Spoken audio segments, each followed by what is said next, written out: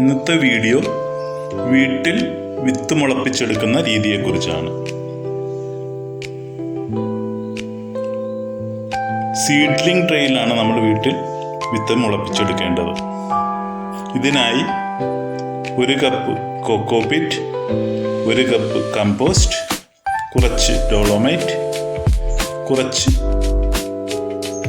പുഴമണൽ ഇത് നന്നായിട്ട് മിക്സ് ചെയ്തെടുക്കുക.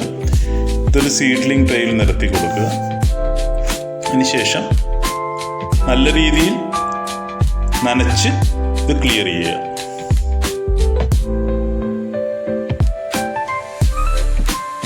ഞാനിവിടെ ഉപയോഗിക്കുന്നത് അഡീനിയത്തിൻ്റെ സീഡ്സാണ്. ഇതേപോലെ ഇരിക്കും അഡീനിയം സീഡ്സ്. ഇത് സീഡ്ലിംഗ് ട്രേയിൽ ചെറുതായി കുത്തി നിരത്തി കൊടുക്കുക.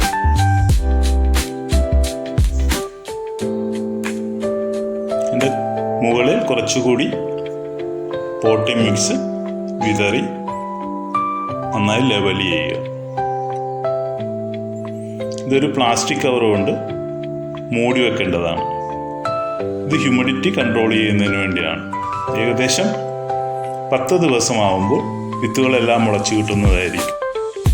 മുളച്ചു കിട്ടിയ വിത്തുകൾ നല്ല സൂര്യപ്രകാശത്തിൽ വെച്ച് ഹാർഡൻ ചെയ്ത് വളർത്തിയെടുക്കാം.